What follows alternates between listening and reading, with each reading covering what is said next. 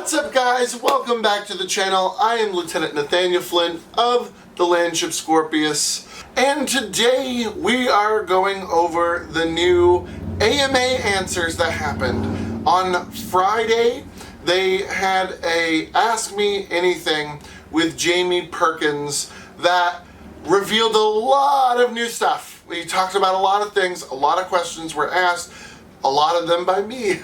I tried to ask literally anything I could. So on the Facebook group, on the official Facebook page for Rivet Wars, you'll be able to find this post and all the answers verbatim right from there. So that is fine.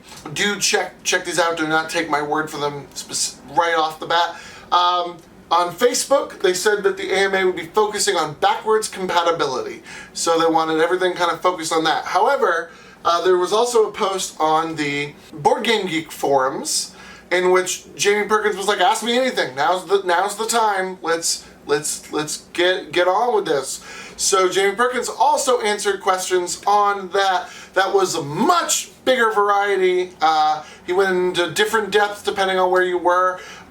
Some copy and pasting, but it's fine. We got a lot of answers. So let's jump right in, because some of these are super exciting and a lot of these are new and big. So let's dive right in. So let's start off with some of the biggest news, and then I'm just going to kind of go down the line picking out answers as it comes and goes. So one of the biggest things is that the Kickstarter will only be 10 days. The Kickstarter will run from September 6th to September 16th. I don't know when this changed. Apparently this is the new industry standard, so a few of you won't be surprised by this, but it was my understanding that most Kickstarters are 30 days. I expected to be able to hype this up throughout the month of September. That's what most of my plans for videos and stuff were, and it's gonna be 10 days. Hey, if you knew that this was the case, good on you. I did not. I was surprised. When I asked for clarification, I'm going to read Jamie Perkins' response right here. This question has a complicated answer, but in a nutshell, we try to keep our ears very close to the ground when it comes to the shifting trends of board game Kickstarters and try to adapt our own campaigns accordingly. We have a particular style of Kickstarter campaign we like to run, which can differ from how other companies run theirs. This is not an answer, but it basically backs up what I've heard from other fans, which is this is just industry standard in Kickstarters right now. The idea to keep it short, keep the hype train going, keep things moving, and act more like a Kickstarter instead of a pre-order campaign. So you get people who miss out, or the fear of missing out, pushing them into backing quicker, sooner. So you get immediate, explosive results on your 10-day Kickstarter campaign, and then you can cut it off. And you can do things like selling overages at exorbitant price because, hey, you didn't back the Kickstarter. Or when it goes to retail, you have a lot of people picking up the Kickstarter hype after it is launched. So you have bigger retail numbers, which I've been saying since the start of this. Retail numbers are extremely important in the board game market. Like, Kickstarters are great, but a lot of people wince at the idea of, oh, you made all this money off Kickstarter, that doesn't mean the game's going to be successful. So there's a lot of push for retail numbers to be bigger and better. And this could be that. This could be a way to just ensure that retail numbers are still big, while the Kickstarter can also be super big and explode. Hopefully, this is a tactic to get the game to us as soon as possible. The Board Game Geek release date for the game has it set for 2024, which is heartbreaking. That's so far away. So hopefully this is a tactic to just combat the Suez Canal crap and all that stuff that has made Kickstarters and shipping and all that stuff hell in a handbasket. So it's shorter, they can start production immediately and start fulfilling orders as soon as possible to kind of combat all that. And it's just a way to get it to us faster. I'm going to give them the benefit of the doubt that that's what we're looking at. But keep that in mind with all the future stuff. Kickstarter is September 6th through September 16th, and that is UK time, whatever time they choose to start it and end it between those two dates. So be ready, get everything together, and go forward and back it. There'll be links down below for all that, so go check it out if you haven't already. Be sure to follow the Kickstarter so you are notified on day one of when it launches. So you want to follow it. You also want to follow all of Steamforged Games at all of their social medias, because you know they're going to blow this up as soon as launch happens and the Kickstarter is live. I have a lot of questions and answers, but keeping on this train of kind of pseudo answers and important information, several places that we're going to end up actually reading verbatim. He goes over the fact that they did not talk about, he had no answers on Kickstarter reward tiers or cost amounts yet. He did say that in the next week there will be a post or a video or something going over those tier amounts. So that's exciting that we're going to see that. The problem is since this AMA was on a Friday, in a week could literally mean the Friday before launch. This is not enough time to get this information, but I guess that's what we get. Like, at least we're not getting it day one or the day before it launches. But just keep in mind that hopefully it'll be on the earlier side of the week and on the later side. But the community has basically kind of talked it over, and we think that if you're really worried about the price, you really need to put $100 to $200 aside and just plan on that. With a 10-day Kickstarter, you're not going to have a lot of time to wait until the next paycheck to hoard a little bit more money. So make that plan now so that you have as much time as possible to plan on spending it. That being said, as we're going to read verbatim a bunch of things, it is also said that they will have a late tier upgrade system. So as long as you back in that 10 days, there should be an option later on as they get closer to fulfillment to upgrade further. So you might not need to buy it all right now, but you do need to back so you have access to that backer late pledge manager. That could be an option. I'm gonna throw out there my personal opinion. Do not count on that. Give what you can, and if you have means to save, give what you think you can push for in the next month or two. But what you do during this campaign is what it will be. So do not plan on any other ways to get Kickstarter, to get Rivet Wars Reloaded and the new Nemoan faction. Don't chance it. Just assume that you're going to need to do it during this campaign. Alright, now going forward, the easiest way is to literally just kind of read some questions and read his direct answers, so I'm not putting a bunch of paraphrased words over his paraphrased word, his actual answers. So let's start on some things we've talked about time and time again. So this question is somewhat one of the nicers of these questions. Phrase, but there was a few instances of why the color change coming up again. Wait, why the color change? So let's give Jamie Perkins' answer on color change related stuff. A few small reasons rather than one big reason. The blue and red we've gone with are overall more vibrant colors than the original green and gray. This is particularly evident when viewed alongside the new graphic design of the stat cards, etc. So they did a whole redesign of all the cards and rulebooks, remember that. Alongside the detail refinement glow up pass of the new miniatures, we wanted there to be no confusion as to which is the latest version of the game. It also helps a little with our slight shift towards being a slightly more family-friendly game, emphasis on both uses of the word slightly. There you have it.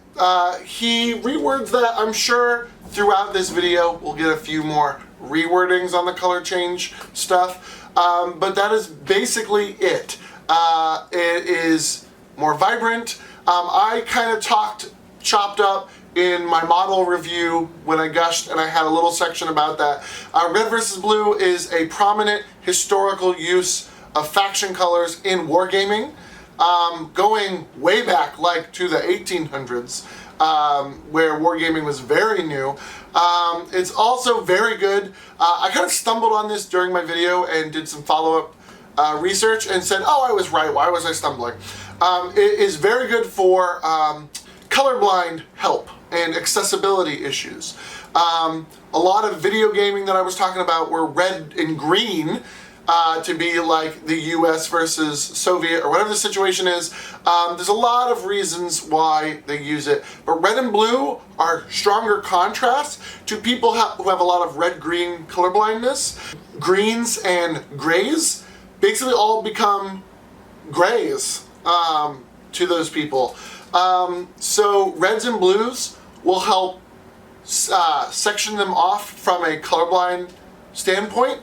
It also just helps a lot of people tell easily the difference. I mean, it is a standard for wargaming as well as just games in general to have red versus blue. It helps. So there's a lot of reasons why the end game design goal could have been this. There's also the family-friendly aspect of trying to make it much more family-friendly. So they want it to be more colorful, more appealing to children and parents buying for their children, especially since Rivet Wars is going to be, you know, a little bit more expensive than the reprint of Candyland. So they really want this to look good and be a value to those parents, because it's not children buying the game, it's parents buying the game for their kids, or gaming nuts who are buying the games for themselves to play with their kids, which we can argue all day and night whether that was Rivet Wars' intentions one way or another.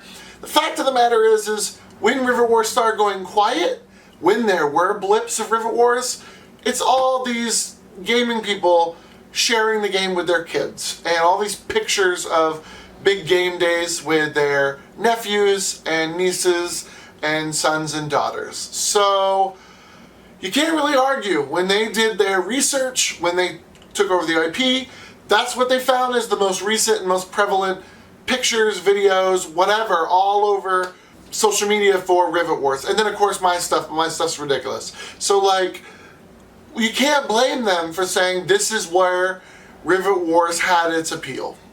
So we're just gonna have to go with it. It's not bad. Nothing we've seen is bad, but it is different, and this is the direction Rivet Wars will be headed. So we gotta strap in and get used to it. Someone else also said, is there anything we can do to convince you to make this change before the Kickstarter launches? And Jamie's answer is basically, no. What's done is done. We have been thinking about this for a while. We've had many meetings. We've had many designs, things, and we're still in talk with Ted. And Ted has been involved with our new direction of the game, and we have an approval. What's done is done. There is no more talking about this specific change. So that's it. The colors are changing, like it or don't. So we're gonna see a lot that are like this, but we have someone, will the new rulebook be available for purchase by itself? And Jamie Perkins' answer, not just the rulebook, no, but there will be a pledge level specifically for returning fans of the game, which include print components like the new rulebook, cards, tiles, etc. Also, we always host the rulebooks for our games on the Steamforged Games website, so there will be a downloadable version available when we deliver the Kickstarter. This is kind of cool. We haven't seen this before. Of course, by that point, it'll be a bit too late to look at the rulebook to decide if you want to back or not, but it will be available for a PDF download, I'm assuming, or a PDF buy. I don't know how they handle that. I haven't looked into how they handle that, but it will be available for those who want to look it over. If you already have a bunch of Rivet Wars stuff, I would not, my personal suggestion is not to count on, oh, I'll just download the new rulebook and I'll be able to play. There's a lot of new components, a lot of stuff probably not revealed yet, that coincide with rules changes, rules updates, and new content and new scenarios that they're adding. I would not take a chance that you're just going to get the rule book and be able to just use all your current stuff with a new rule book. You'll probably want to do this pledge to make sure you get all the new stuff in physical form so that you are guaranteed to be able to use all your old stuff to play basically reloaded. So we have a three questions here. We have someone asking, what's the difference between the two? Is the plans to pursue the third faction that the developer released files for after Command dropped the game? So they're talking about the Ruskas. Are upgrade kits going to be an option for those of us who have the original? Jamie gave quite a long answer for this. He said, small question with a big answer. I'll cover the key points. Brand new scenario. So I think Jamie's went, what's the difference between old Rivet Wars and Rivet Wars Reloaded? So that is where his answer went. So he went, brand new scenario designs, including scenarios that evolve while you play. We added new tile shapes. There's a new campaign. Brand new third faction, the Nemoans. Card system replaced with a brand new mission card system. The main difference here being the cards are always open information to both players. This is big. This is really big. I have a follow-up thing, so we'll talk about that right after this, where we can gush about this new way to do missions. Updated graphic design across the entire game. Language pass of the rulebook, and again, newly graphically designed. So we've got clarification, maybe FAQs incorporated in. They redesigned the rulebook to better explain the rules, and they're going to need that with them adding and changing a few things. So we need to make sure that the rules are updated and clearer language. So that's really cool. Detail improvement and glow up pass on all miniatures that will be returning from the original game. So it's not just recast in a new plastic. They are updating those models. We saw the renders of those models, some of those models already. So you can definitely check my video on that if you would like. Do keep in mind they are 3D renders, not prints of the models. Then he goes to talk. We don't have any plans to include the Ruska or the Ottoman factions in this Kickstarter campaign, but we intend to do more with Rivet Wars Reloaded, with this campaign being the beginning of that journey. Never say never. So as we've discussed, as has been put in many different places where Steamforged games are talking about the game, this is a relaunch of Rivet Wars, and that is the core goal of this Kickstarter campaign. So yeah, they are focusing on the base games, and then Nemoans are their way to give old fans and new fans alike something new, an entire third faction. So keep that in mind going forward. They keep using the term never say never with the Ruskas. That seems, I know it's very naive to believe that that's a promise. But I mean, there has been massive outspoken demand from fans about these two factions. I think it would be foolish for them to outright ignore that. I really think that we just have to wait and see. So, never say never. Yes, there will be a pledge specifically for people who own the original game, including the new tiles, rulebook, cards, etc., to be able to play Rivet Wars Reloaded with your original miniatures. We got a lot of things in there, but I'm going to jump up to this question because it goes further into one of those things. So I saw that about the secret mission card changes and went, whoa! So I asked a follow-up question that basically asked for more. Like, what's going on? So Jamie decided to roll into that. So Jamie said, you won't need to discard missions because you won't have a hand of cards anymore. I'll explain a little bit more fully. Each scenario has a specific combination of mission cards laid out to the side of the game board during setup. They have tokens laid on top of them to lock them. At the start of each round, from the second round, the leftmost token is removed and that mission is now open to be completed. When you complete a mission card, you place one of your flag tokens on it. When you have enough flag tokens on mission cards, you win the game regardless of the current victory point score. A second win condition allows for a degree of rubber banding, and it allows players to make intelligent decisions about which win condition they're focusing on at a given time. With just one win condition, you often risk one player feeling out of the game, even though you still have several turns left to play. Two win conditions help keep the game winnable by either player until the game actually ends. It's also more family friendly and easier to teach, as you say.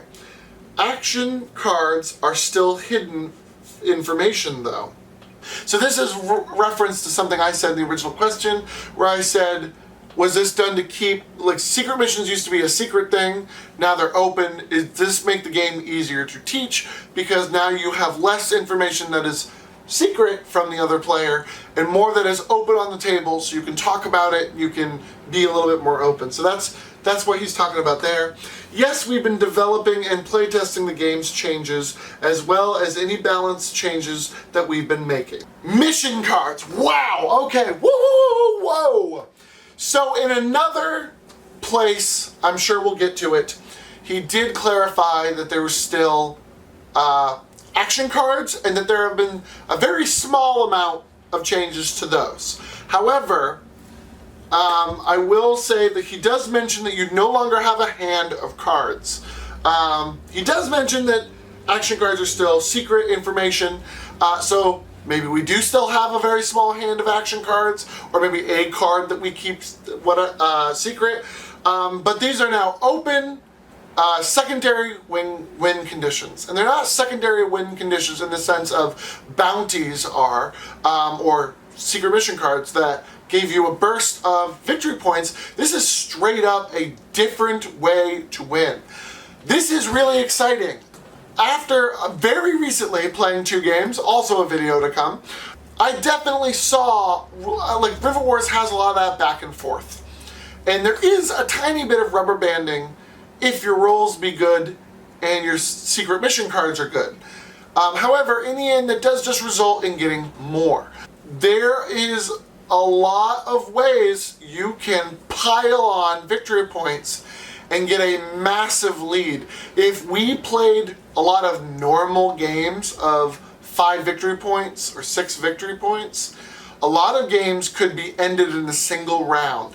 Some of these games, a good move or a good roll of the die can absolutely toss you forward, and it can leave your opponent with less dudes on the field to counteract that, as well as maybe losing all the strategic objectives and going, well, I'm done. A comment he made somewhere else was, we didn't want there to ever be a point where the game is not over. Like, victory conditions have not been met. But a player is like, well, what's the point of continuing? You have obviously won, so I'm done.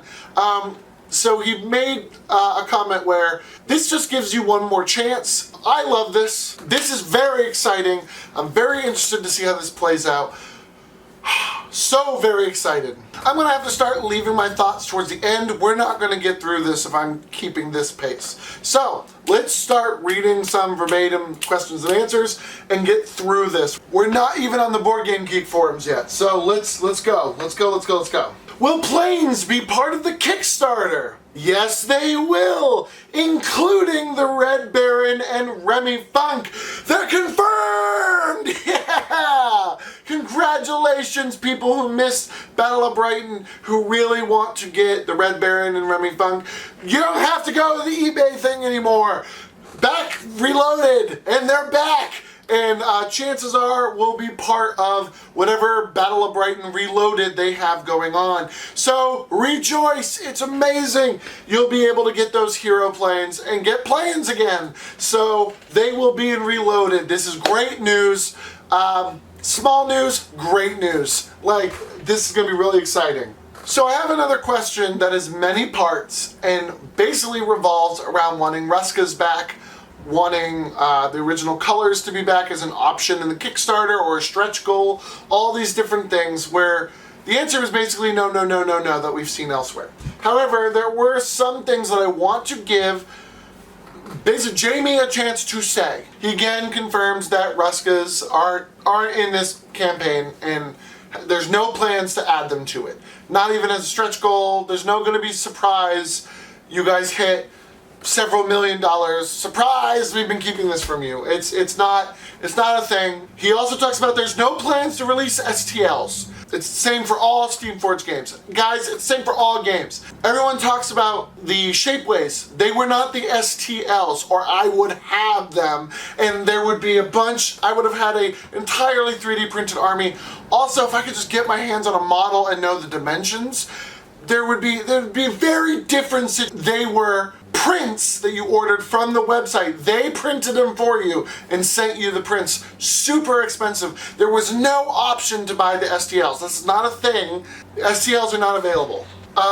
So, Jamie says here, there is absolutely no intent to steer the Allies and the Blight away from their mixed historical and the fantasy/dieselpunk inspirations. It's one of the best parts of the game. Please put this argument or fear to rest. There is no intent to steer it away from its historical inspirations. Now, it's hard to completely trust this when there's been a lot of changes and a lot of change. They keep talking about redesigns, and they've changed a lot of the historical references and character names we'll get into later. But none of that is hugely signifying that they are genericizing the game, that they are removing historical references and they are changing the designs completely. As he has said, there's just no intent. He goes on to talk about how Ted may not be directly working on Rivet Wars Reloaded. He is still involved in talking about the game and seeing the direction they're taking it. So if he has not complained, and they've talked about his original quote from the original press release where he talks about being super excited and happy for Steamforged Games' vision of where to take the game, then don't be that scared. Of course, this is all paraphrasing, like Steamforged Games did not actually say this. This is a lot of me coming out. There's still, the fear is legitimate, and there's still a lot of legitimacy, but the anger is not. They have not shown enough information to be this angry about. And all of their official wording is saying, no, that's not the case. I will be completely frank. They've changed their wording before. They have misspoken before. So, very well, the Kickstarter can come and then everything's radically different and I have to eat a humble sandwich. But at the moment, that we have no reason to think that they are drastically changing the designs or historical influences of the game. By the way, this was an amazing question, this one I'm about to read. I didn't even think to ask this. This was an amazing question and we got a good answer. So, are the models going to use the same hard plastic like before, or are they going to swap it for a softer, mushier plastic like some of the other newer board games that are on the market? So Jamie said, Rivet Wars Reloaded will be produced in a hard-wearing board game plastic. I'm assuming this means that we're not going to notice a difference in plastics. Like, they're not going to be mushier, they're not going to be some kind of cheaper, whatever was being insinuated. I think Jamie's saying that this is going to be a hard plastic that is built for board games to be used and last. So that is a good sign. There's no plan to make it lowest bidder plastic, I'm hoping. We shouldn't notice a difference in plastic. I'm gonna take that step and say I think there's a good chance we won't notice a difference. I asked a massive thing and he answered a massive thing. So, let me try my best to break it up. Changes to character names / stats, ? Great questions. We are doing a balance pass of the game during our development cycle.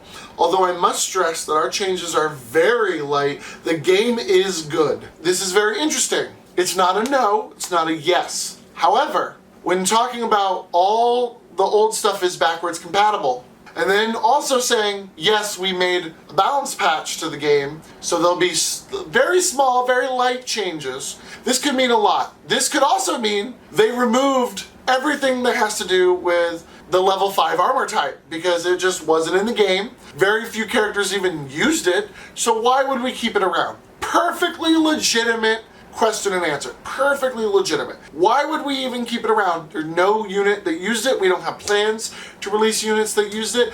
And very few units could even hit it, whatever this mythical level 5 was going to end up being. So why keep it around?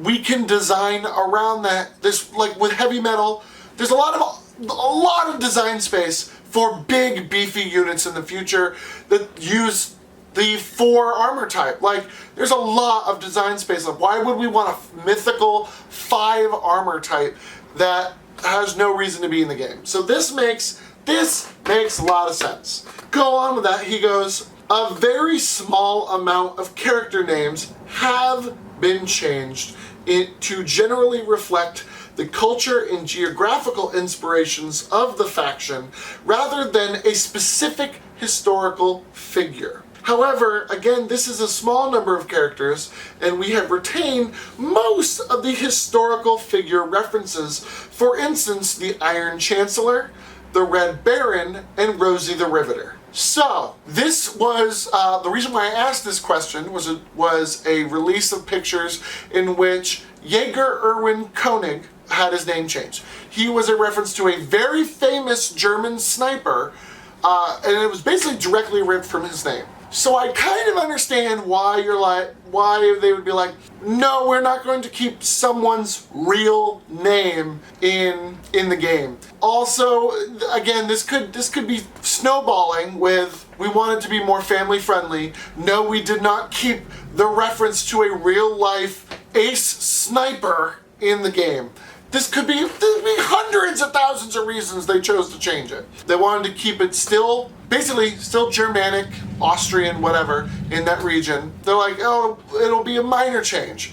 But there are changes. There are other changes. I'm sure that there are other people who are direct reference to that. However, he also calls out that we decided to keep some. We kept the Iron Chancellor, by the way, Iron Chancellor confirmed, returning. We wanted to keep the Red Baron, by the way, Red Baron confirmed, returning.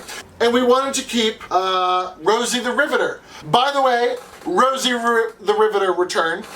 Chances are she'll be blue, so she's probably assigned to the Allied faction with other things we've seen in other places. Those are the only other ones I can really think of as direct things. Now, Rosie the Riveter was a propaganda tool. There was also the Bren Gun Girl. There was also a lot of nations had their version of a Rosie the Riveter, of the do the hard work while the boys are dying across the seas. They're choosing to keep those, but they are changing some of the other ones. Again, there's 110 reasons why this could be the case. We'll just have to wait and see. But yeah, changes. More changes. I can understand the fear-mongering rising, going, oh, this is just more changes that they're talking about. They talk about all this backwards compatibility, but every time we get little snippets, it's more changes, more changes, more changes. But these are small changes. A lot of small changes add up to big changes. I agree, but this is not the end of the world, and it makes sense. So it makes sense from this kind of thing. So I guess we'll just have to wait and see who else is losing their names, who else is getting changes. I asked, will there be an adjustment to tile/grid size that might affect our old grid tiles? I do not remember what made me ask this question, but we got an important answer from it. The tiles have been reduced in size, ever so slightly, by 10 millimeters. This is for functionality so that we can fit more tokens inside the game box. That makes sense. Base sizes on the minis in Reloaded haven't been changed. So the minis and the base sizes are still the same size. Keep that in mind. And they fit wonderfully. We will have a greater variety of tile shapes to make scenario designs a bit more interesting and varied. Veteran bear in mind that the pledge for returning players includes the new tiles. So this is interesting. There's a lot of good in here.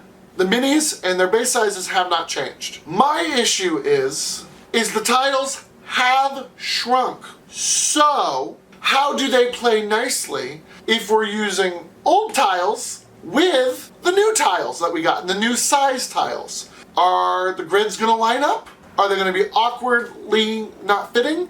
Because they have shrunk. So if we've got old tile, and then you want a new tile with the duck boards lining up, they're gonna shrink 10 millimeters. So when you put two of them together, that's 20 millimeters that are gonna be got off the side. Now, are the grids gonna line up? Like this now means if you have a lot of old tiles, I just so happen to have a base set of tiles and a extra tile thing. These are all now not backwards compatible. Like, if you're using the new tiles and the new shapes, like a 3x2 or a 2x2 or the single ones, you can't use your old tiles now. Like, this is worrisome. It makes sense. There's more things to fit in the base game box. There's more stuff. They have more tiles, they've talked about, because they have the base set 3x3 tiles. They also have 3x2s and 2x2s